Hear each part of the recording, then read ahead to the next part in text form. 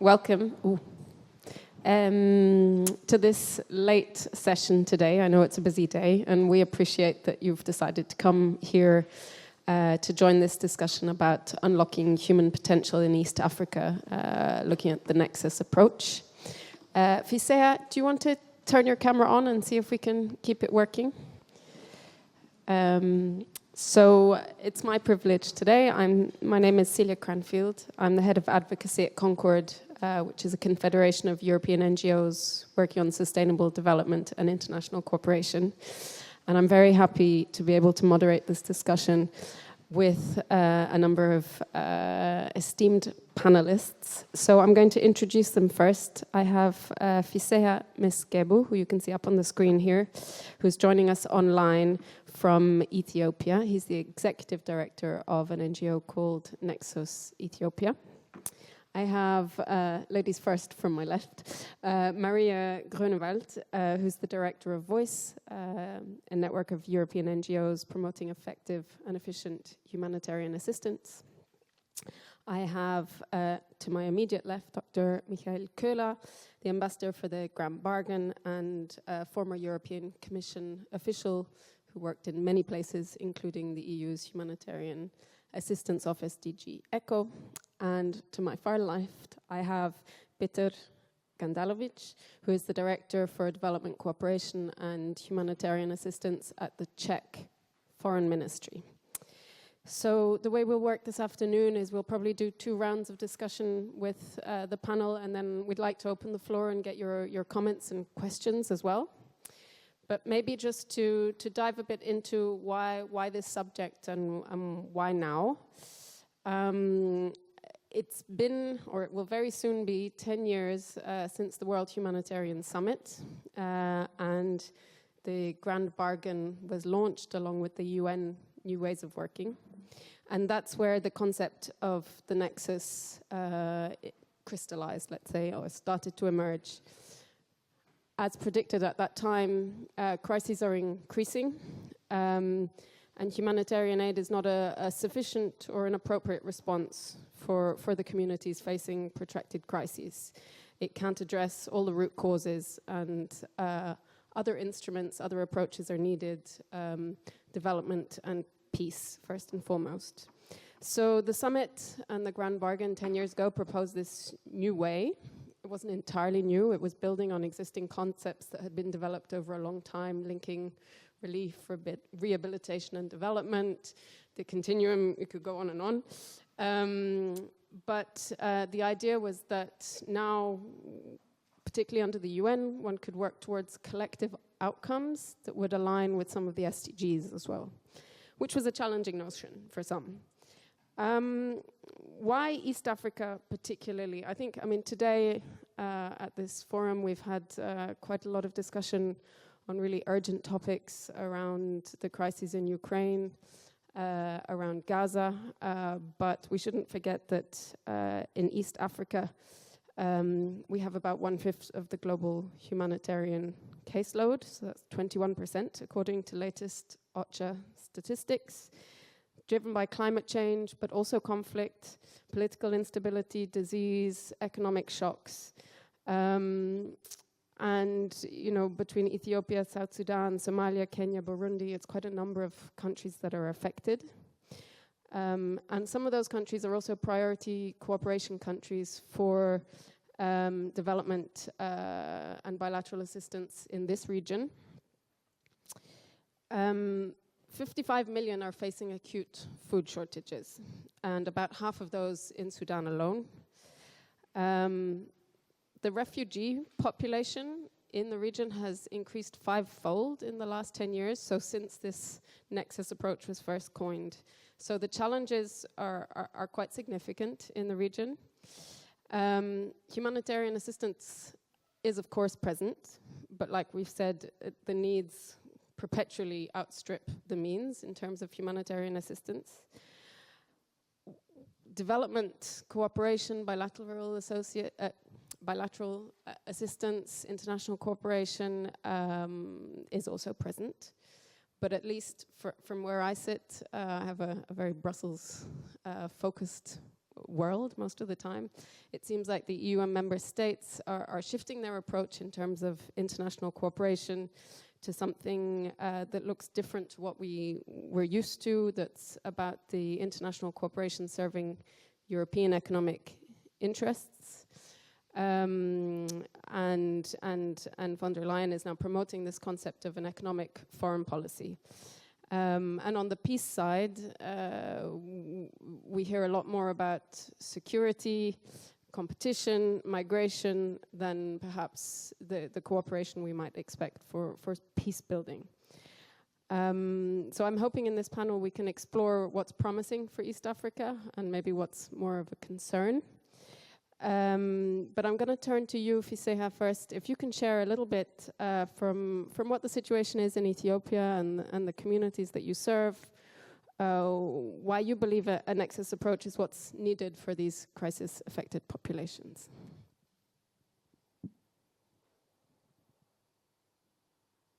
Okay, thank you very much, Celia. My greetings to everyone from Ethiopia, from Addis Ababa.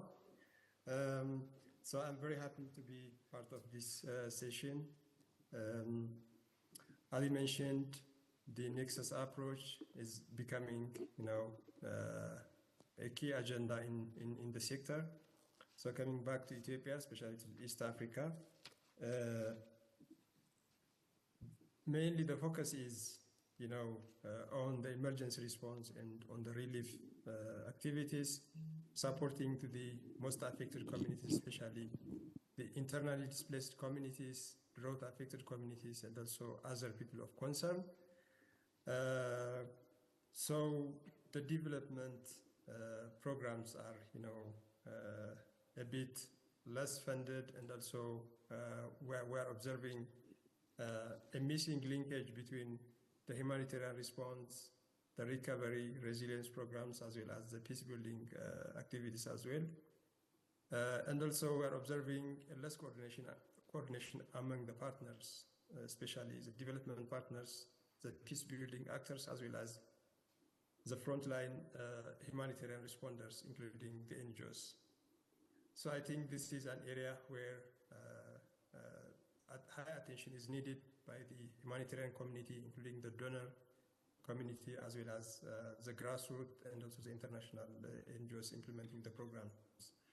So basically, we're focusing, the need is very high, very huge, as you mentioned earlier, especially the relief and also the humanitarian response need is very high. The resources we have is very limited. So we need to prioritize, to serve the most in need and, severely affected population. But as a national partner, as a national NGO working in the community, we have less voice and also, a capacity to lobby and also to advocate for our donors, for our partners, to integrate, development projects as well as peace building projects. So we get emergency response projects, we implement that. After that, we don't get the opportunity to have programs that transit the community to the resilience and also recovery steps as well. On the other hand, the peace building component is a bit tricky in Ethiopia, as you know, especially. It is also a bit political, where the peace building activity, especially the right-based approach, is a bit an area where NGOs were not as such engaged in Ethiopia. It is few years, like 2 years, when the NGOs are starting to work on the right-based approach, including the peace building component. So this is an emerging area where partners should collaborate and work together, including the government and also with the local indigenous communities in Ethiopia. I think I have reflected these points. If there is any point to add, maybe Celia, over to you. Thank you, Fiseha. I think, Maria, I'd like to bring you into the discussion at this point. Can you help put the challenges Fiseha has put on the table for Ethiopia into maybe a more global context for us and what this looks like for European donors. I mean, he mentioned the challenges of development programming being underfunded, insufficient peace-building activities, the voice of local actors. There's a lot of themes coming out here. Thanks, Celia. Is that working? Now, right? Thanks, Celia. So we are all aware of the difficult geopolitical situation we are currently facing, and FISEA also has just explained an example from Ethiopia. We witness an increasing number of conflicts and climate disasters, which are worsening the already dismal humanitarian situation worldwide. Crises are becoming more complex, recurrent, and protected. There has never been so many people in need, but so few money made available to address these needs, the so-called funding gap. And I am saying made available, money made available, because I believe there is money, but it's a question of political will. And this funding gap between needs and resources is widening. For the past 3 years, only 5 donors have accounted for around 70% of the global humanitarian funding, with the trend showing a decrease of official development assistance to fragile contexts of more than 10% from 2020 to 2022. According to the Global Humanitarian Overview, as of end of September, there is a need of $49 billion to assist 187.6 million people. But currently, only 32% of the appeal is covered, and it's already beginning of October. More neglected crises are bearing the brunt of this funding gap. Humanitarian NGOs, international, national, local, work directly with affected populations and have consistently demonstrated professionalism, flexibility, efficiency, and accountability to deal with this increasing complexity of humanitarian contexts. But, and yes, there is a but, humanitarian action alone cannot be the solution. There has never been a greater need for a multi-sectoral approach. Joint forces from humanitarian, development, peace, but also climate actors to address the root causes of fragility, as well as to prevent a further escalation of humanitarian needs. As it was mentioned earlier, over the years there have been several political commitments toward the humanitarian development peace nexus. 2016, you said it, Celia, the World Humanitarian Summit with the new UN way of working and the Grand Bargain. 2017, the Council conclusions operationalizing the humanitarian development nexus, when the Council recognized the importance of joint efforts among different actors and asked to run 6 Nexus pilot projects. So obviously I'm also talking from a very Brussels-focused perspective. And last but not least, in 2021, there was the EC communication on the EU's humanitarian action. With it, the EU commits to deploy all the instruments needed, not only to address short-term needs, but also to provide long-term solutions and in conflicts to contribute to building lasting peace through joint analysis and a conflict-sensitive approach. However, nearly 10 years, as you also pointed out, after the World Humanitarian Summit, and all of these good intentions, we are still here today discussing the importance of the humanitarian development peace nexus and trying to convince other actors, such as development donors, about the importance of staying engaged in fragile and conflict-affected settings and joining forces with other humanitarian actors. There is a huge discrepancy between what is perceived at the local level and at the EU level. We are somehow still stuck in our institutional constraints and political blockages, while affected communities are counting on us. So a real political will is needed more than ever to overcome these challenges.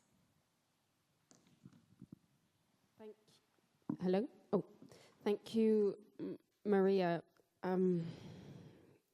Yeah, we've heard there is quite a long list of policy commitments, and there has been serious efforts, I think, in institutional discussions to try and overcome some of the challenges.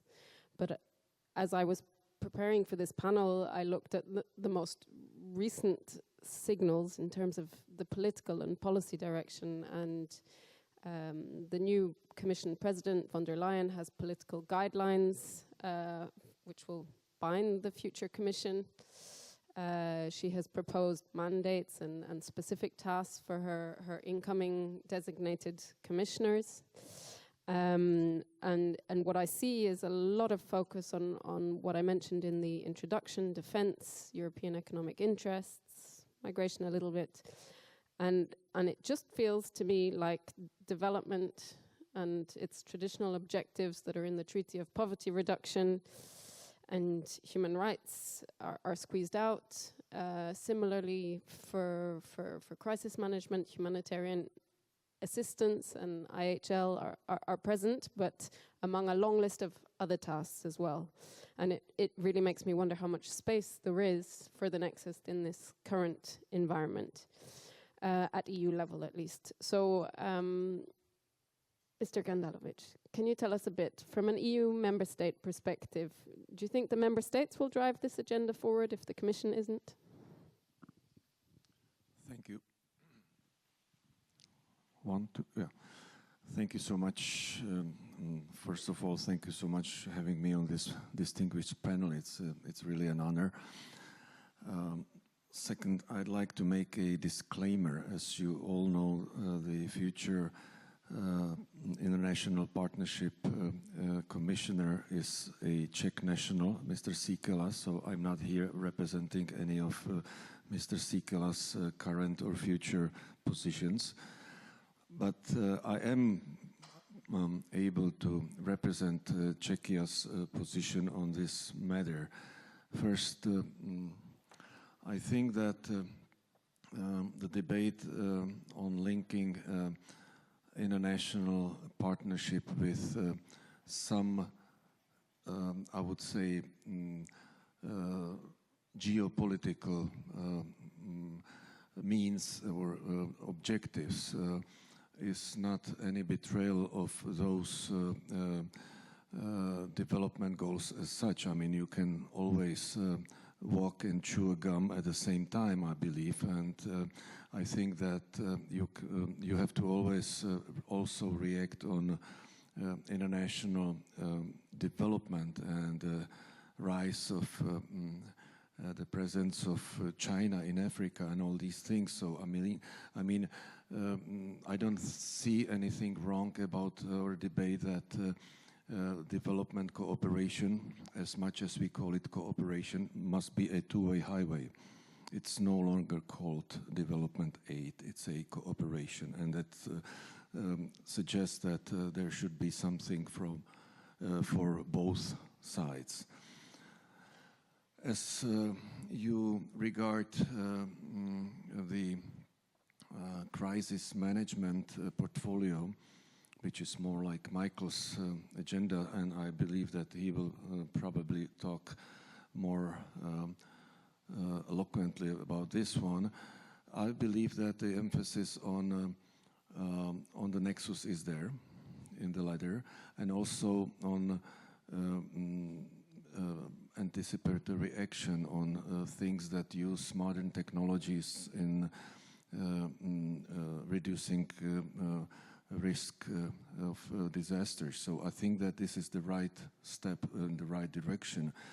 What is probably a remaining issue in the Commission is the Nexus itself, because still there is one DG for both internal and outside crisis management and humanitarian aid, and of course DG INTPA, and the ongoing debate is probably not, it will not end with this upcoming commission about who's going to pay for what, and that's the problem.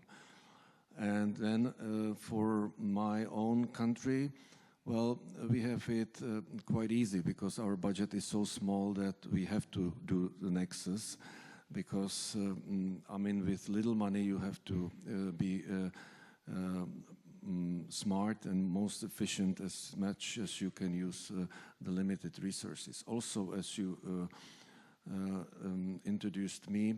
I'm the director of Development, Cooperation and Humanitarian Aid Department. So you may see that we basically practice the Nexus at our ministry, while many other administration and in many member states are still divided. You have development ministries and foreign ministries that mostly deal with humanitarian aid, and there this issue may also be present. So again, we have the, I would say, capacity of calling for grants from purely humanitarian end through a DRR that we basically have as one separate separate call, as much as we have our own development agency, and we identify and then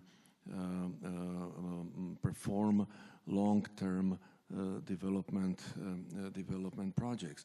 And of course, the Holy Grail is to smartly combine all, and we have maybe not succeeded so much in Ethiopia, where you know, as Ethiopia is so big, there if you look at the map, we are so much engaged in different regions of Ethiopia, where development projects are here and DRR projects are elsewhere, and purely humanitarian projects are even in other regions. So Ethiopia may, for me, not serve as the best example of the linkage or the nexus, but when it comes to Zambia, and we have representatives of Caritas Czech Republic around the table, and in Zambia we actually have this linkage very much, and now we are actually even upgrading the whole thing up to the governmental level. There we have a delegated project on integrated land management, which is to some extent using experience of the DRR project of climate change and drought resilience in a much smaller scale. But as I always try to argue, when you approach central government with a plan or some reforms or some you know, changes, you should have something behind you that you can prove as a pilot project, or as something that you can really present as an evidence of that it works, and it should work on the higher level. So again, the Nexus is is something that we are trying to practice, and sometimes it's working, and sometimes we have to do better. Hello, thank you. And it's interesting to hear that you have some programs and projects that you feel are functioning, because I don't think we hear those examples enough from any donor, in fact. And I'm wondering now what happened with the Uganda and Sudan pilots from the Commission, but I'm assuming that's my ignorance.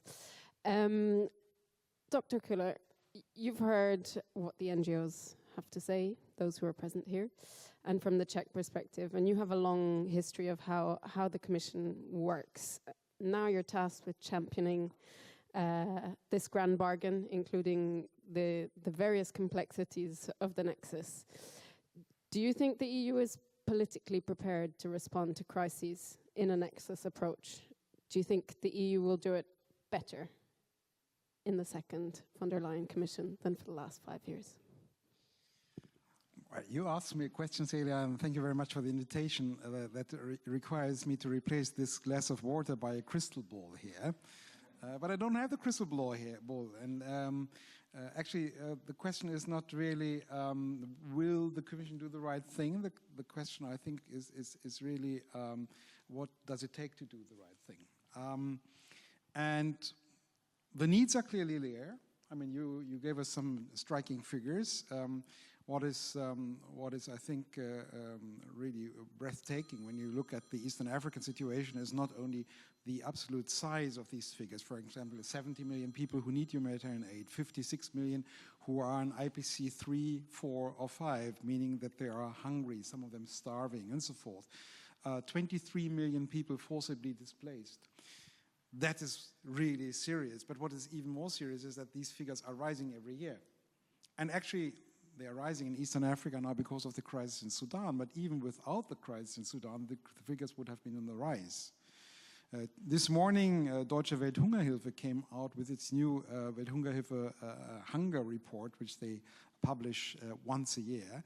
And they say, well, Somalia, for example, made certain progress over the past couple of years. And still, together with Yemen, they are the #1 food insecure country in the world. So even if there's progress, it is at a very small and low level, so to say. So we need to do something. But, you know, the problem is that we never really moved from words to action. You mentioned LRRD. The old hands like me still try to remember what it was, linking relief, rehabilitation, and development. Later we called it the Nexus. Then we started to call it actually resilience. And now we're speaking about fragility. So the name of the baby changed all the time. The question is, was there a baby? Or is there a baby? And actually, I think what it takes for all of us, and particularly for the people who are in need, is not that the baby has a beautiful name, but that there is a baby. And that's what we need to work about.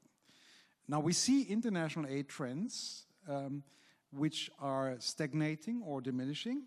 I'm linking or putting humanitarian aid and development aid together, but what we see in particular is development aid, where it even still exists, moves out of crisis situations. Look at ODA statistics, it's very obvious. And what on the European level the Global Gateway does is just, so to say, the European edition of the same trend. You move from the crisis situations to those situations where you have, let's say, propitious conditions for development. So rather than investing in those countries where the crisis is really looming, you go to where you have a good environment to do development. So if you have the choice, you rather go to the economic center in a country rather than to the part of the country where you have massive internally displaced or camps of internally displaced people. From a development perspective, that makes a lot of sense because you get more return on investment. The problem is only you leave those people in fragility. And actually, I was very nervous about all that, and I was even more nervous when I read, like you did, Celia, the political guidelines of President von der Leyen, in which the word development basically doesn't appear.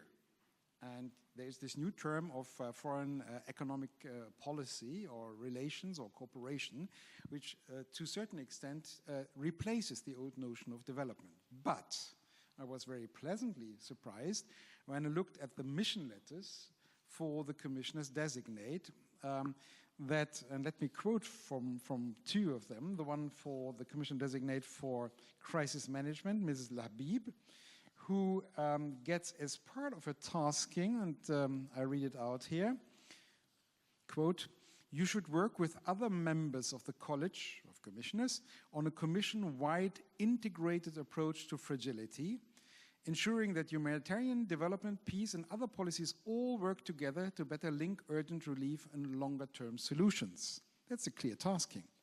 And interestingly, in the mission letter to Commissioner-designate Sikela from the Czech Republic, you have something similar. You will work on building comprehensive partnerships with an integrated approach, blah, blah, blah, and so forth, and you will support a differentiated approach with regard to least developed countries by focusing there effectively on their specific vulnerabilities and conflict areas, fragile countries, and other complex settings. So there are at least two members in the incoming College of Commissioners who get the task to come up with an EU approach on fragility. Now, this is good because you have similar processes in other major bodies. In OECD, DAC, In CAF in Paris, you have a reflection among major development donors on how to address fragility. In the United Nations, in the Interagency Standing Committee of the United Nations, you have the same. And you have obviously also, for example, the World Bank Fragility Forum. So the word fragility is there. And there is a growing awareness that it's simply not good enough to focus development cooperation on economic cooperation gains, because that leaves about 30% of the global south out of cooperation schemes. Now you could say, who cares? But we will all care, because if there are kind of hotbeds of instability, of destabilization, of fragility, this leads to destabilization of the region, this leads to irregular migration, this leads to organized crime, it leads to terrorism, it leads to war. And this doesn't stop in the south of the Mediterranean, it affects us. If we look at what happened in Europe over the past 10 years, we clearly see that with, let's say, perhaps a difference in time of 6 months or so, local conflicts arrive in Europe in the form of terrorism or in the form of irregular migration. So we would be stupid to turn our back to that. Therefore, I'm encouraged by this tasking of President von der Leyen to 2 commissioners to come with a commission-wide approach. The question is, will this lead to the birth of the baby? Or will we just invent new names for the baby? And there, I think people like Peter are in a key position. Because what will the new commission do now? It will first come up with this new strategy. But then the second thing that she is going to do in summer or autumn next year is to come with a proposal for the next so-called multi-annual financial framework, which is the financial rule book for the European Union for the period of 2028 and 2035. So for the next 12, 15 years, actually. And this is not only about allocating money, this is also about creating the instruments to distribute the money. So the big question mark is, will we simply say, okay, fragility is something important that somehow we need to address, but we will not create the toolbox for that? Or will we say, we have tried so many years with the Nexus, and actually, despite all good intentions and all the fantastic work that Peter is doing in Prague, for example, at the end of the day, it turned out to be really difficult to combine humanitarian elements, development elements, climate change elements, and peace-building elements in one whole integrated approach. So maybe we should put away with this fragmentation between humanitarian instruments, development instruments, climate instruments, peace-building instruments, and create a joint fund for that. And this discussion, of course, has to be repeated also at the international level, because it's not only about a funding instrument, it's about a way of thinking. Everybody who has ever been to a refugee camp or to an IDP camp knows that people in this camp don't need to have a humanitarian solution and a development solution and a climate solution. They have a problem. Their problem is food. Their problem is health. Their problem is protection. Their problem is shelter. Their problem is a future for the kids. So you need to start the way how you help from their needs and not from your administrative setup. And if we have experienced over the past years that our administrative setup simply is insufficient, then frankly, it's our damn duty to change it, right? So what we need to do is not only to create the right mechanism, but also the right international coordination. As long as, for example, in the UN system, development people and humanitarian people hardly ever speak to each other, as long as when you go to Ethiopia or when you go to Yemen or when you go to Somalia and go to the resident coordinator or the humanitarian coordinator and ask the colleague, what is your strategy on addressing food insecurity in your country? And the person is unable to come up with a plan that covers both humanitarian elements, how to feed somebody tomorrow morning, and development elements, how to stimulate agricultural production, and governance elements, for example, how to come with new legislation in order to reform the Ministry of Agriculture, how to come with a new financial system that would put, for example, agricultural credit systems up to use for small-scale farmers and so forth. As long as there's no integrated thinking, we will never be able to address food insecurity in a systemic way. So we need to have the instrument, but we also need to have the coordination mechanisms. Right now, we're still in a situation that we're all very good at describing the problem, but humanitarians never speak to development people never speak to climate people, and so forth and so forth. And this must end. And that is the difficult part of it. So it's not enough to just come with a beautiful, nice European strategy and then perhaps even create a financial instrument. We need to break the silos in these various administrations and basically create a new setup. And actually, in my dream, at some point, we would have one approach, which in Europe you might call the global gateway, which addresses the chances and the possibilities of, let's say, foreign economic cooperation, the investment side. But we would have another instrument, another administration that looks at stabilization, at fragility and so forth, and that integrates humanitarian development, climate and peace building instruments and tools. The good thing is that some countries are going in this way. The Czech Republic is not alone. If you look at Denmark, if you look at Switzerland, if you look at Ireland, so there are a couple of countries that are important donors, although they are not the most potent donors financially, but there are important donors and they have a voice in these international coordination bodies that are switching from a program approach where they say, okay, we have humanitarian programs, we have development programs, to a problem approach. The problem is, for example, food or it's shelter or whatever. And that brings then together those different elements. That is something we need to see, and that is something which we need to push for on the European level. And you know, at the end of the day, as a former commission official, I can tell you that, of course, we are very proud in the European institutions, but at the end of the day, we are just service providers for our member states. And if people like Peter, who represents one of the 27 member states, if they tell us, we want you to go this way, and we want you to come with new instruments, we want you to propose this, then we will have to listen. So Peter, don't stay in Bratislava, go to Brussels and bang on the table. I think he does. Thank you for those reflections, and I'm looking forward to hearing people's responses to that in a minute. I'd like to dive a little bit further maybe into East Africa specifically, but also take a moment just to recap on what's happening in terms of development policy. We know in East Africa from the Human Development Index and report that we're at the position now where the losses in kind of progress on human development that people had during the course of the pandemic will probably never be recovered. We'll never get back onto that curve. We're on a new curve, hopefully, of progress, but there are very, conflict and crisis-affected populations who are on a different trajectory. But their needs, they're on food, agriculture, health, education, water, sanitation, social protection.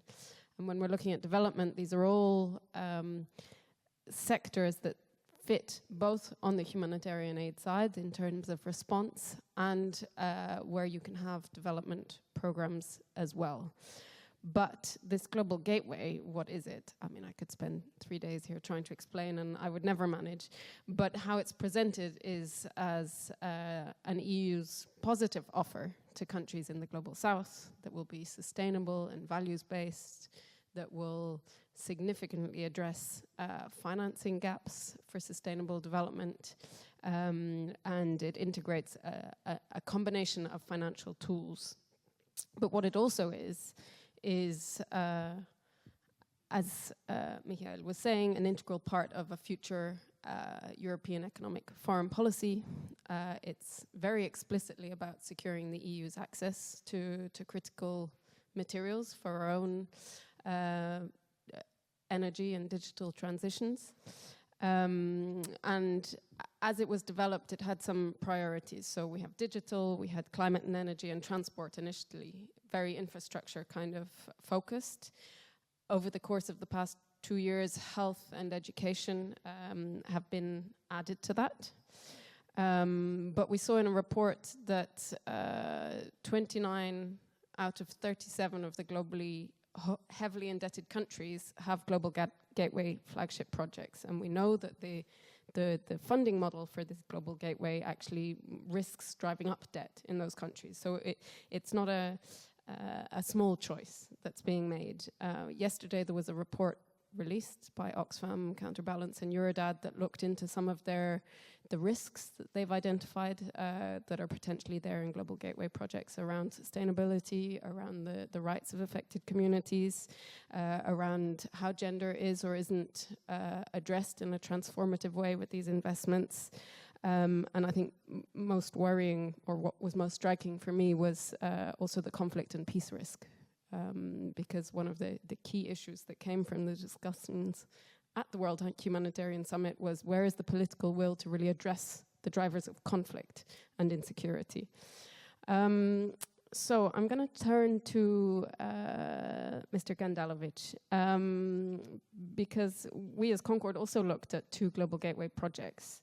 Neither was in East Africa, but we found that with both, in terms of how they had been set up, there hadn't been enough effort, it seemed, to integrate the existing EU toolbox in terms of the human rights-based approaches and the inequality marker, the gender and disability marker. And so it risked actually increasing inequalities in the communities addressed by those projects. They were very valuable projects. The communities as a large, on the whole, were very welcoming of them.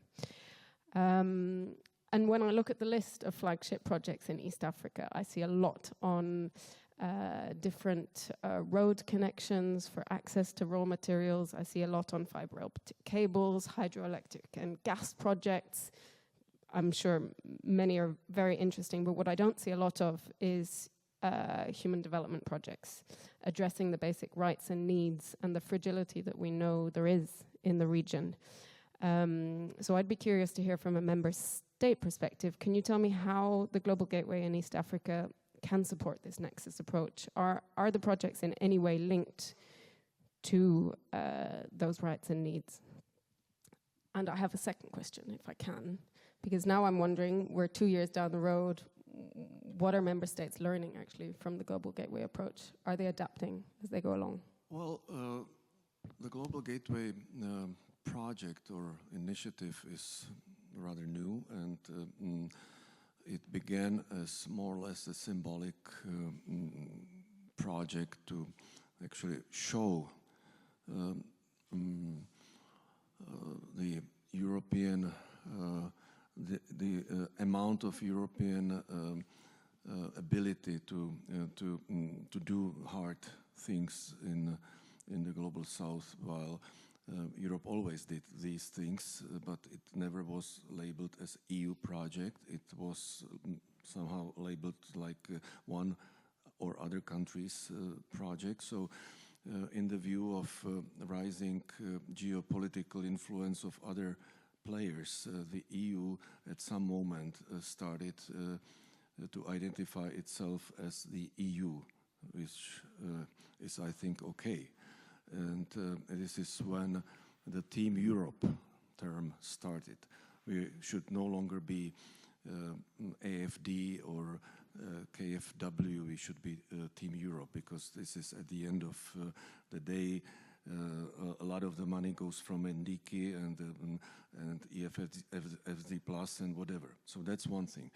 The Global Gateway, let's admit, it was again meant as a political answer to the Belt and Road Initiative. And as Belt and Road is also to much extent very political, this is also an attempt to show that Europe is present. And then it comes down to the individual projects. Some of these projects are only on the paper. Some of them have already been running and only been labeled as Global Gateway projects. And now we as members are gradually getting to the game itself, because so far it's been like one-way proposals coming from the Commission. Now we are discussing it and debating the very same things as you mentioned. how does it benefit the human development? Because the road itself, well, there's nothing wrong about a road. Road means economic development, and eventually it leads to human development, but it cannot be only a road for bringing truckloads with materials to a port. And this is exactly what Global Gateway should not be, because again, I don't want to name countries, but sometimes we saw projects that were exactly like this. It was only a connector between a mine and a port, and the communities around remained being poor and totally not benefiting from the project. So Global Gateway should be a better offer that observes environmental sustainability, ESG standards. It observes, human development element. And we discuss it, and we insist that together with the hard core of this project, which may be a investment project, there is a whole array of development projects from NDK and from part of these funds, even from the Global Gateway, which benefit communities, bring about education, bring about local empowerment, and all kinds of things that eventually, bring the communities into the game. What we do as Czechia, let's be concrete, again, we think that maybe I should speak of Ethiopia. There we have this one of the projects. This is not Global Gateway yet, but we want the EU to be conscious of it, which is water resources. Czech Geological Service has actually done exploration of water resources all across the country. Basically, mapping of Ethiopia of where water resource can be found, which is invaluable asset. And this should not end with like this, because then it could only be used by developers who just start drilling and selling water or whatever, getting advantage of it. And now we are speaking to the Ethiopian authorities how to actually regulate water use, how to issue licenses, what environmental conditions that they should ask the potential drillers, and on and on. And eventually it should lead to technical assistance, how to set up functioning, economically sustainable institutions that provide wash. And it starts with water resources, and it should end with people who have access to running water and sewage treatment. So I think this is all connected, and it should be connected, and we should not look at Global Gateway as yet another hard project just to extort natural resources from these countries. Thank you for those words. I was listening. We know there's a problem with risk aversion from development donors, and that draws them out of fragile countries. And we know that for the proposals for maybe a future EU architecture, we would still need funding. And yet at the moment, the funds for fragile countries, it looks like they might be cut. And many or some of these countries might be in East Africa. So I want to bring Maria in here and ask a bit, what are your thoughts on what you've heard, and what are your asks? And are there any specific examples where we might stand with a better toolbox in East Africa without maybe going as far as Dr. Kuller was proposing? Thanks. Yes, the humanitarian development piece Nexus is particularly important for East Africa due to the complexity of the situations. And we heard the example from Ethiopia, from FISEA, but I also would like to bring in two other examples from Somalia and from South Sudan. In one recent study, one of our members, NRC, has shown the importance of investing in preventive action to address the root causes of conflicts and disasters in Somalia, in complementarity to continue addressing urgent humanitarian needs. And while there's still limited investment in the Nexus in Somalia, the case study revealed a need for a collective roadmap or a strategy between development and humanitarian actors to ensure shared vulnerability criteria for target populations, common priorities, and geographical overlap for interventions. So what's needed is a formal coordination mechanism that should be created between development and humanitarian actors and donors in Somalia. The hope is that with more resilient, self-reliant communities and capacitated government institutions, the scale of future humanitarian crises will decrease, making any future response also more cost-efficient and dignified. Certainly arguments that fit donors and NGOs. The case study further demonstrates the need for donors to live up to their commitments under the OECD DAC recommendations on the Nexus and make more long-term, flexible and predictable funding available in Somalia. This will require increased risk appetite and political willingness from donors, as well as the ability for development donors to work through alternative partners, meaning INGOs, UN agencies, when the government is not deemed an appropriate and/or capacitated counterpart. Then there is another example from our member Christian Aid Ireland. And it stressed the importance of investing in peace-building programs in context of extreme poverty. The study showed that the levels of poverty did not necessarily decrease the feasibility of peace-building programs. So in South Sudan, for example, also those communities facing severe poverty were effectively engaged in conflict resolution processes. Considering the diversity of each specific context, the study emphasizes the importance of conducting locally based conflict analysis in addition to macro analysis when planning and implementing programs. A flexible and agile implementation framework can also help adjust to changing conflict dynamics. And these are just a few examples on how the Nexus could be included in these contexts and benefit them. We have also a members magazine, our Voice Out Loud, which shows more examples. You can also find it, of course, online.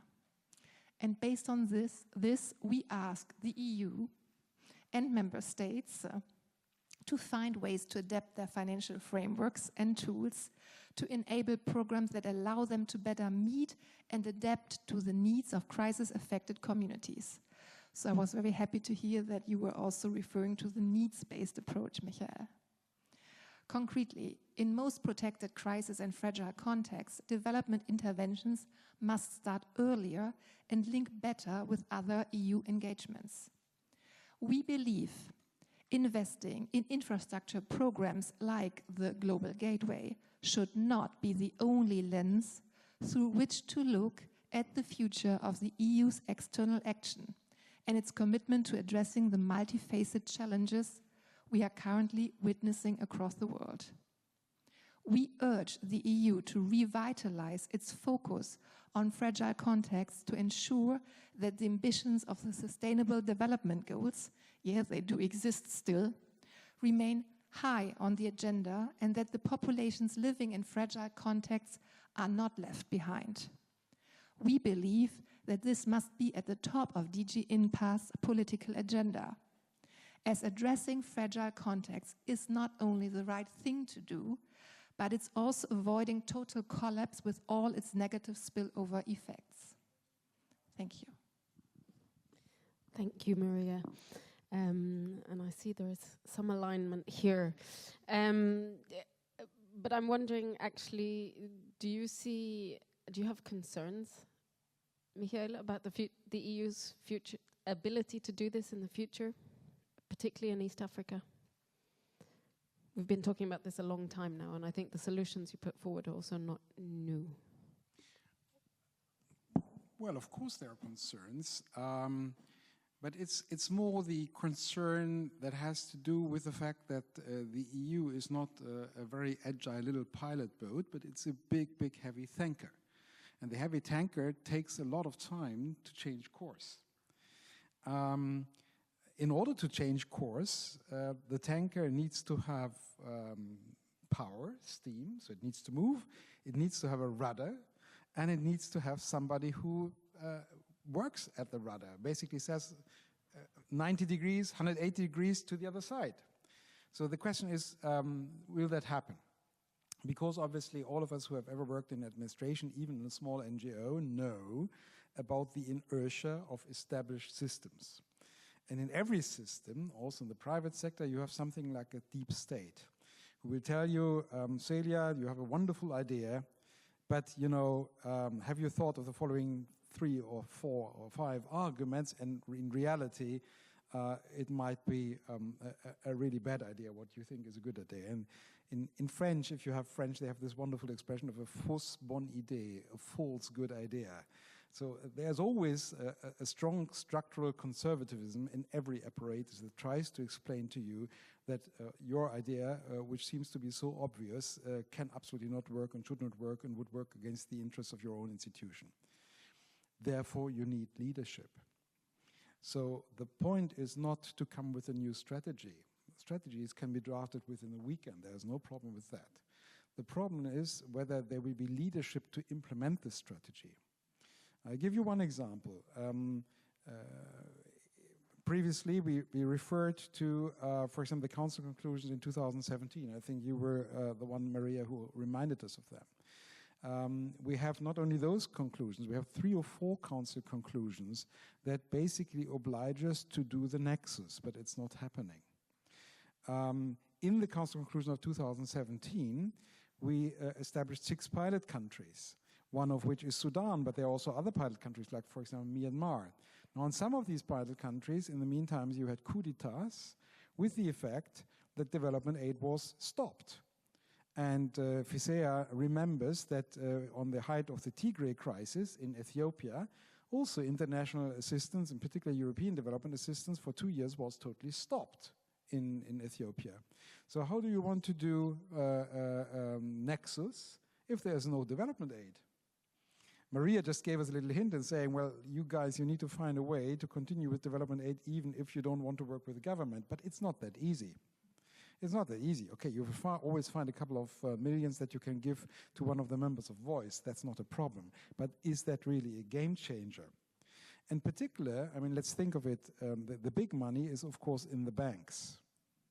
European Investment Bank, KfW, AfD, FMO in the Netherlands, EBRD, and so forth. And you can do whatever you want, even if there's a political support for the banks to operate in Sudan right now. They will absolutely not do this because they have due diligence guidelines that forbid them, in order to manage their risk properly, because they need to get refinanced in the markets. So they need to limit their risk exposure. They will be forbidden to invest in Sudan.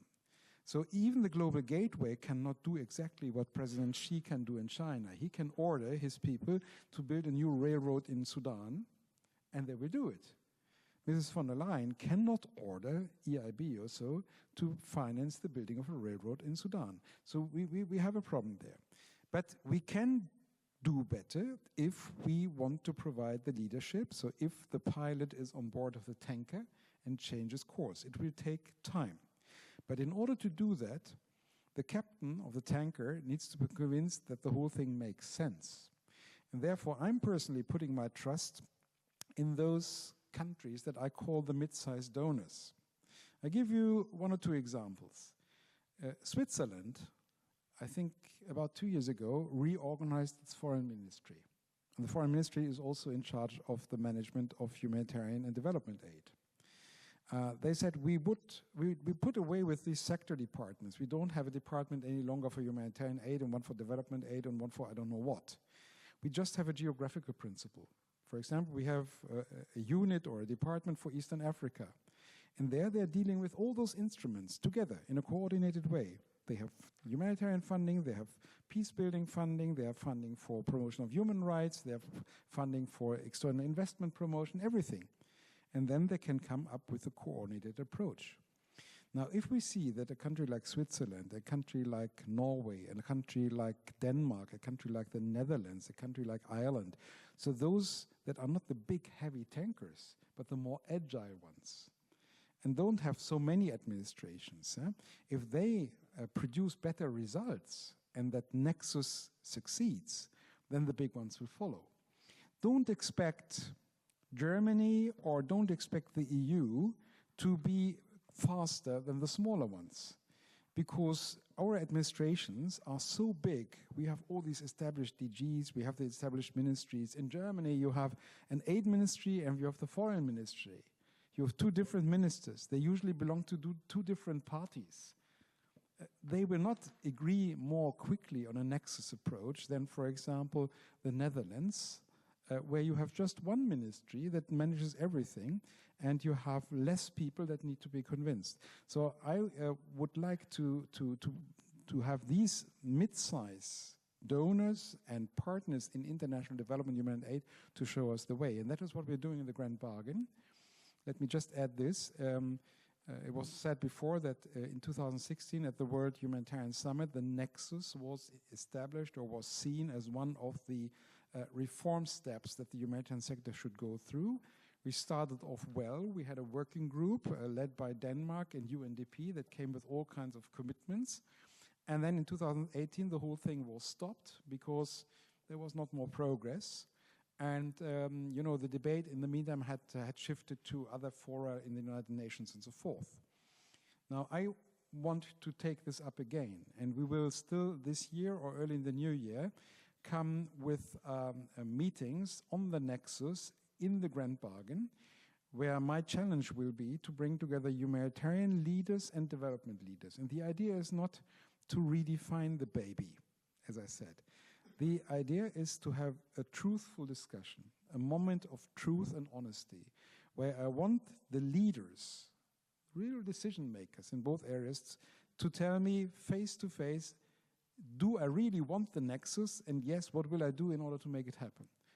And if they don't say this, then I say, let's bury the idea. Let's not talk about the Nexus any longer if we don't have the political will to make it happen.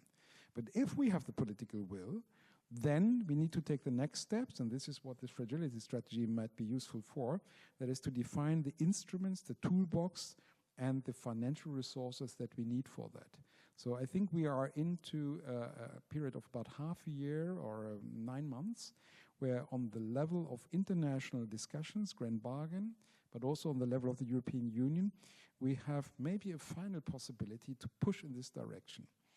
And if we don't succeed, and it may well be the case, then we will simply fall short of our responsibility. We will not be able to serve the people in need as they deserve it, but we will also harm our own interest, because we will then simply not have a sufficiently well-equipped toolbox to deal with all these moments of destabilization that ultimately jeopardize and endanger also our own well-being, our own security, and basically the cohesion of our own societies. So we would be totally foolish not to go this way. I can hear the strength of your conviction, and the parties at the Grand Bargain table, I hope, will bring their own opinions. But I'd like to bring Visea in here at this point, because you're sitting there in Ethiopia, and regardless of what everybody's talking about here, you still have communities around you with needs. You're doing your best to find ways, and you outlined quite well at the beginning that you're working in very short funding cycles, that there isn't enough there for resilience. When you hear all of this about Global Gateway and what development donors are trying to do with bigger infrastructure projects, do you see any of that in Ethiopia? Is it adequate, or do you actually see other things that are rather positive or negative that you think you should bring for us to hear now? Yeah, I think I can share the challenge raised by the panelists, which is similar in Ethiopia as well. We have a huge and ever-increasing humanitarian support need by the community, and also the humanitarian partners and the development partners are, not on the same page. They didn't have a joint plan. They didn't have a harmonized plan to do the humanitarian development peace nexus programming. So this is the reality. I mean, this issue is more theoretical than practical in Ethiopia. So even the UN organizations like the OSHA, they include the durable solutions, resilience, recovery programs on the annual documents, including the HRP. But the development partners or the development actors are not there. So it is included simply for the sake of having all these terms, to beautify the document. Otherwise, it is very difficult to bring on board all the stakeholders or the donors, the partners who are, working on the humanitarian development and the peace together to have a harmonized and, sustainable kind of response. So the challenge is, even in Ethiopia, even in our programs, we want to have emergency response projects supported by development programs and also integrating peace building projects, but we only get emergency response projects or development kind of projects. So it is really difficult to realize the real integration and intersection among the HDP Nexus pillars even in our programs. So our objective and our interest is to have a harmonized and integrated kind of project among the pillars. So I can understand these challenges are very shared even in our programs as well. Thank you for sharing that, and it's sad to hear actually that that's still the situation that you face, that you don't find the donors for the kinds of work that you can do and it is needed.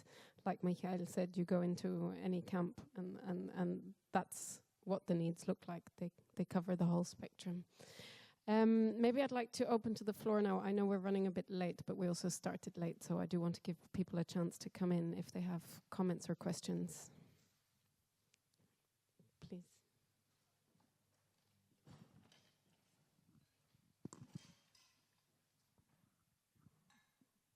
Hello everyone, this is Sabur Rasul Abdurrahman Mahmoud Said from Sudan, but I'm actually here for 3 years as a PhD student at the Technical University in Scotland. So we are also like to extend our special thanks for the Ambrela Development Forum for inviting us to come to have shed light about the humanitarian issues in the world, that Sudan is also one of these. And want to thank the panelists that they are raising very nice issues when it came to when we are trying to provide the humanitarian. We don't need to just focus for the one aspect. We should have to have the holistic approach that maybe, and that also is better to be in need of the local people. That's what I want to say. Sudan, I don't know why this, despite of this war, but Sudan is still having the less intention in the, when it comes in the Europeans or Western countries. So maybe I expected that because we have a dark history throughout probably 40 years ago, and these people maybe, I mean the donors, for instance, they may be exhausting by funding the Sudanese for the whole these times, but despite of that, the war is still existing, and we have seen the numbers of the people that are displacing. And when we are noticed of the last survey that have been done with the OSHA, I think, they indicated that almost 10 million people are internally being displaced, and this is just after the war of the 2003. So, and 2 million of them, they are refugees, either in Egypt or Uganda, or South Sudan, Chad, and Central Africa. So I was wondering, I do know that I understand that the war in Sudan is came after the most two huge war in Ukraine as well as in Gaza, but this is not also less that the Sudan have the less intention like what we have seen now. I supposed to have like this, I mean the opportunity like our friend from Ethiopia, that he got a little bit overview about this Ethiopia, despite we do know that the war now in Sudan is more devastating than Ethiopia itself. I'm not comparing actually, but I'm just saying that we're supposed to take a little bit intention on the Sudan's war. So I do hope that if you ask me why we are here, we're just here to highlight about the people there. They are really in need it. And also one of the survey that is emphasized that some come, and I'm coming from also for that place in Darfur that almost have 2 decades of war. And there's some result that the famine exists in the camp.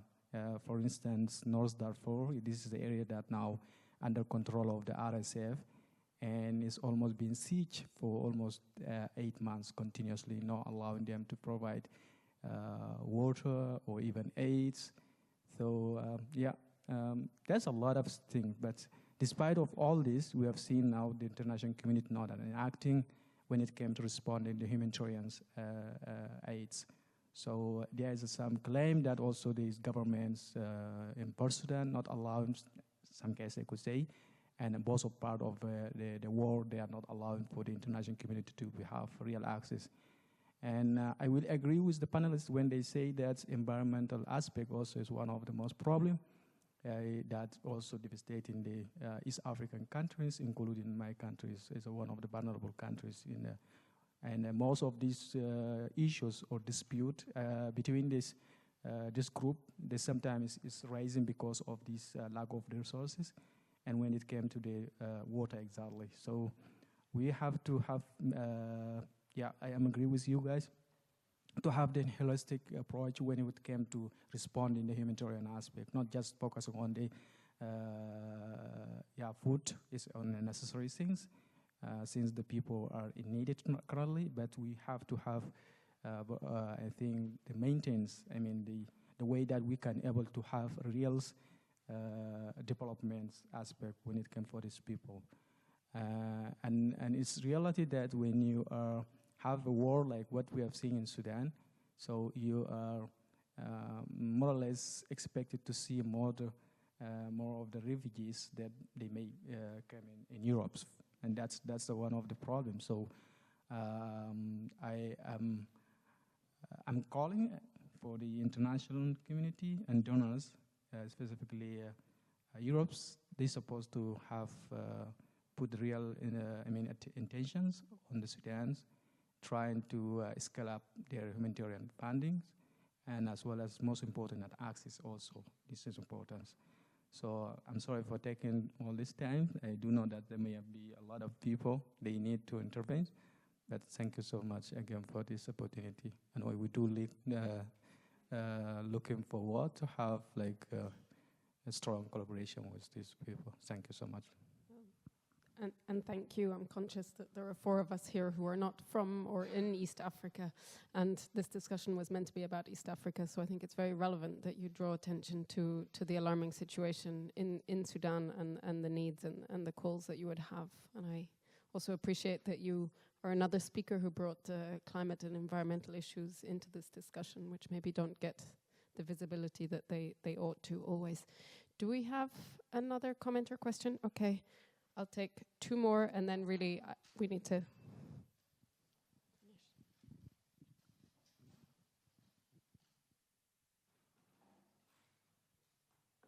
So, hello. Okay, so you can hear me. So thank you very much for this very interesting panel and discussion. There were many points, that I would like to react to, but I have to pick one. So I would like to ask a question about Nexus funding on EU level. So as we all know, there is no Nexus funding on EU level per se.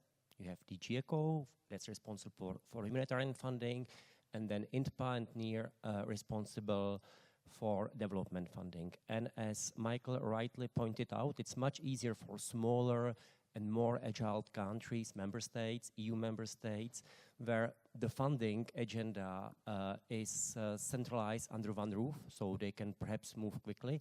But the question I'm about to ask is really addressed to you, Michael, because obviously you know very intimately EU administration. You have been an acting Director General of DG ECO, and so what we know about Nexus funding at EU level is that DG ECO is obviously leading quite complex, frankly, discussions with DG INPA and perhaps also DG NIR about the Nexus funding, who's going to fund what, who's going to pay for what. And these discussions actually happen on a country level or on case-to-case level. So my question to you, Michael, is what elements could actually facilitate the communication between these different DGs to make Nexus funding more systematic on EU level? Thank you very much for your answer. Thank you. And I had one more question here, the lady in the white jacket, I think. Good afternoon. My name is Darina Manjurova. I work for an NGO here in Slovakia. I also thank you for the interesting discussion. But for me, as a representative of civil society, it was kind of a big thinking. Yeah, and I wonder if in all these discussions, or where do you also see the position and the role of the civil society organization? Because now we were talking mainly about the institutions and the official money, but there are also many organizations like us with our own funding who are still present in all these regions, maybe, of course, not in such a scale as you are mentioning, but for example, our organization is also present in partnerships in Ethiopia, it's in Tigray, Oromia, region of the southern nations. And what Mr. Keller mentioned, I mean, when you are in the field, you have to think in a complexity, because it doesn't make sense to bring nutritional food for children for 3 months to improve their condition and then leave and not caring about the family's livelihood. It really doesn't make sense, these kind of interventions, yeah? You can save some lives, and we sometimes do it, yeah, I admit. But I wonder if in all this big thinking, what is your opinion on the role of this kind of organization? Thank you. Thank you. Those are very pertinent questions. On Sudan, maybe I'll bring in Peter, because you signaled to me. And then the other two questions, I think, maybe are from Michael, and maybe Maria, you might want to add on the role of NGOs. No, I signaled because the gentleman here reminded us that there has been this ongoing crisis in Sudan, which, and you're right, is in the light of the other two big wars now going on, is sort of below the radar screen, and it should not. That's one thing. The other thing, it reminded me that in this very building we met a year ago, and I was on the panel which was called Nexus. I don't remember who was on the panel, but I remember myself speaking on Sudan, and I remember that I said that in Sudan, Nexus had died, because we actually, as you rightly said, we had cut development programs just about, I don't know how many years then ago. And, you know, it spilled over to the humanitarian needs. And it was before the war, and then the war started. And of course, we can speculate how many of these disenfranchised young men who didn't have any future in the camps were recruited by Hemedi's units. Of course, And you said that, well, we look at Ukraine, we should also look at Russia, that is clearly sponsoring Hemeti's RSF. So it's not a faraway conflict. There is at least one big player. But I just said that at least in this respect, it also reminds us that regardless of all this very modern terminology, as you call it, a child or whatever it is, a nexus and fragility, at the end of the day, this old-fashioned humanitarian aid is also very needed, because you have these children, you need to bring a bag of wheat and to feed these peoples, because otherwise these children get malnourished, and this is going to have irreversible effects on them, and then they will carry it whole life to the future. So we should not forget about this importance of humanitarian aid in its very old meaning, and of course about people who deliver it, if it is the WFP people or is it other non-governmental organization. This is still very important. Thank you. Maybe over to Michael to talk about what makes it work at the EU level. Right. I will not make myself particularly popular, probably, but of course, I think in the midterm means the next 3 years, the EU should, in my view, create a specific financial instrument to finance Nexus solutions. They will call it differently, they will call it maybe a fragility fund or whatever, but I think they should do it. I personally have no hope that, let's say, a better cooperation between the 3 centrally concerned DGs, INTPA, NEAR, and ECHO, would lead us very, very far, for 2 reasons. One reason is that, like it or not, but development colleagues basically think Nexus is a dirty trick by the humanitarians to get their money. Because every time there's a big crisis, think of Afghanistan or others, Yemen, we need more humanitarian money. The budget people say, okay, well, we cannot print the money, but we see that there are development funds that now are not used for the reasons that Peter just set out, and we cannot use them in Sudan any longer. Why not transfer the money from the development account to the humanitarian account? The humanitarians are, of course, very happy.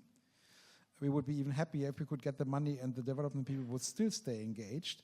But at the end of the day, the money is being transferred. We have seen this for many years. And the development people, and I've spent most of my life on the development side, not on the humanitarian side, they always have the feeling, well, they talk Nexus, but in reality it means we get less money. So the term Nexus, despite all the lip service, is burned in development circles. That's my opinion. But even if this was not the case, the rules that govern the preparation of projects are simply different. If you work on humanitarian aid, you have a crisis now, people are hungry now, you need to feed them now. Now means really this afternoon, tomorrow morning, next week perhaps, but immediately.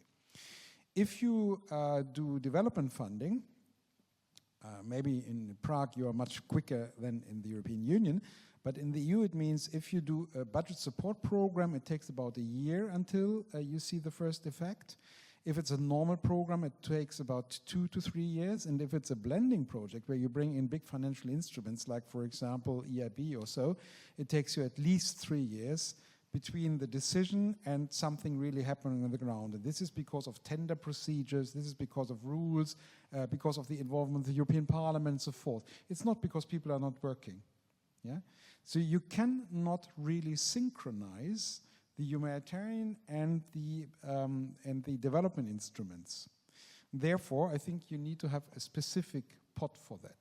Now, as long as that doesn't exist, there's something that you can do basically tomorrow morning, but it requires political will. And that is that the Commission would go to member states and would propose the creation of an EU trust fund, for example, for Eastern Africa. Now, we had 4 EU trust funds. They are now all closed.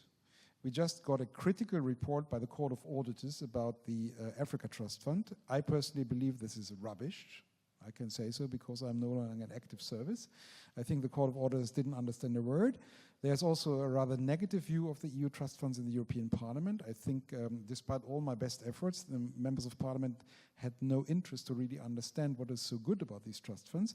But we could set up a trust fund managed by the Commission with a lot of EU money, and 10 or 20% of the money would come from, for example, the Czech Republic, the Slovak Republic, and many others.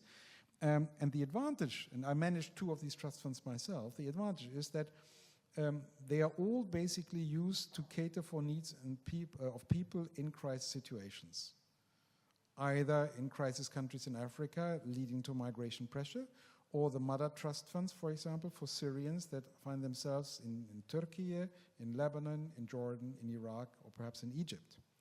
So de facto, if you look at what these trust funds have been financing ever since 2015, more or less, is Nexus. And that's the only financial tool that we have. Now, the EU financial regulation allows to set up these trust funds. You just need to take the initiative, and you need to get the approval of the European Parliament. It can be done within a couple of weeks if you want. So if somebody really wants to have a tool that works tomorrow morning, it's the EU trust funds. On Diana's question, maybe Maria should answer that actually, because you're the civil society person here. But let me say one thing. In my view, the problem of the Nexus is not on the level of project implementation. There are many good Nexus projects operated by civil society organizations, by NGOs, but even by UN agencies. So for you on the implementing side, when you work in a governorate, in a province, in a village or whatever, you can easily bring together elements in your project that cater for both humanitarian and long-term development needs. You do this, and actually most of you get money both from the humanitarian and the development side. There are very few humanitarian organizations that only take humanitarian money. Most of them get, in the meantime, more development money than humanitarian money. The problem is not, just one sentence, I know that I'm talking too much, sorry for that. The problem really is that there is not more integrated funding putting at the disposal of such projects by the donors, basically. So my work on getting the Nexus off the ground concentrates more on the donors and the states than on implementing organizations. But what you should do is you should lobby for that. You should lobby for that both in the countries where you come from, so that politicians basically ask for it. And you should secondly also lobby in the countries where you are, because in the countries where you work, there are coordination mechanisms. And I gave you the example of the United Nations resident humanitarian coordinators, but there are other people. We have, for example, UN, as we have EU coordination operated by the EU delegation in these countries, where all the member states come together. You should go to these people and say, listen, we know, for example, how to ensure, for example, better food security in this or that part of Ethiopia. We have projects, not only us, but also our partners and so forth. Give us the money and we can come with a holistic approach. So you are the practitioners. And therefore really you need to lobby for this. I'm really going to cut you off there because I can see we're going to lose a panelist in a minute. Maria, I want to bring you in with your kind of final hope or recommendation, because I think Michael did quite a good job of expressing why sometimes CSOs are enabled or not so enabled to do this, responding to what people's actual rights and needs are. Yes, thanks. So just also a quick word on Sudan. It's really good that you are bringing this point up, and many of our members are actually working or trying to work, but as you said yourself, there are a lot of constraints in terms of access, but I can share with you that, of course, many of our members are trying. And one word also to the colleague with your example of saving the children, which is absolutely the right thing to do, but of course it's then also not smart to not invest in any mid or long-term solutions. And then even though Michael nearly crushed my hope, I remain a very optimistic person. So our hope at Voice is that development donors remain seriously engaged in fragile and conflict-affected settings and actively seek the exchange with humanitarian donors. So basically at the EU level, as one example, DG INPA and DG ECHO need to talk more and a lot. And as the outgoing Commissioner for Crisis Management, Commissioner Lenarčič, said at the European Parliament in early September, the nexus between short-term action and longer-term development risks being broken in fragile countries if too much development spending continues going to infrastructure projects rather than addressing topics like health and education. And I couldn't agree more. Our recommendation is to ensure that the nexus is always in line with humanitarian principles while connecting humanitarian development and peace work to stop the cycle of suffering. The risk of politicization of humanitarian action is higher than ever. So the respect for humanitarian principles is central to the humanitarian work of NGOs as they seek to implement across the humanitarian development peace nexus. And there is a lot of experience and evidence available also to demonstrate the added value. So what's needed, again, I said that earlier, is political will. Decision makers have the responsibility to ensure that the next multi-financial framework will be used as a key opportunity to address Nexus in a more coherent and structured way.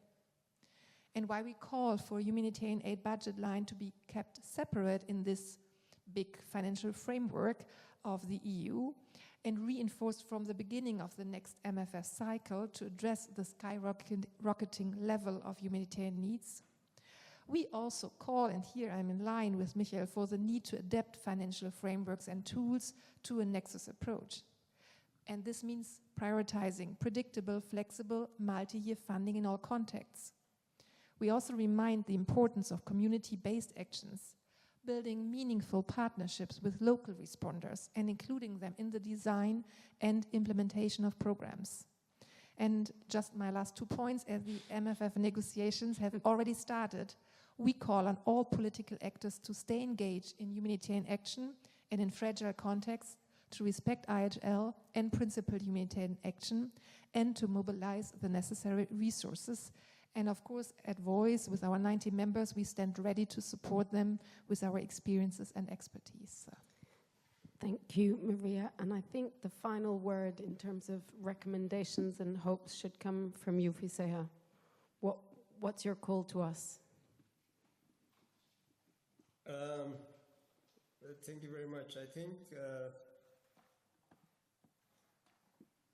the challenges are very clear, and parallelly the recommendations are also, straightforward.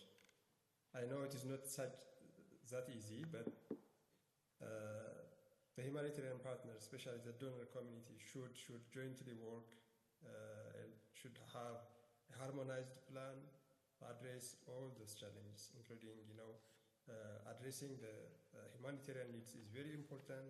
At the same time, integrating, lobbying and advocating for development and peace-building activities are also very important and central.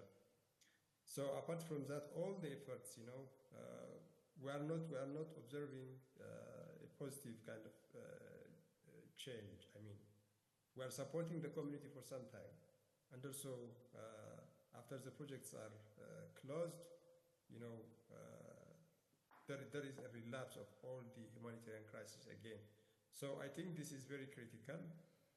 The development partners, the humanitarian partners, and also the peace-building actors should have a joint or a comprehensive program and plans, so that the HDP Nexus response can be realized. So it needs integration, joint planning, and also harmonization among the actors. I think that is my final suggestion. Thank you. Thank you, Fiseha. And I'm going to close now and thank our 4 panelists, one of whom I can see is running out. And I'm sorry for keeping you so late. Sorry, I have a train to catch. Understood. He has a train to catch. But thank you to all the speakers. Thank you for staying with us so late. I think it was an important discussion. And thank you to Ambrela for making the space for this discussion. And let's hope that we see progress more in the next 10 years than in the last 10 years. Thank you, everybody.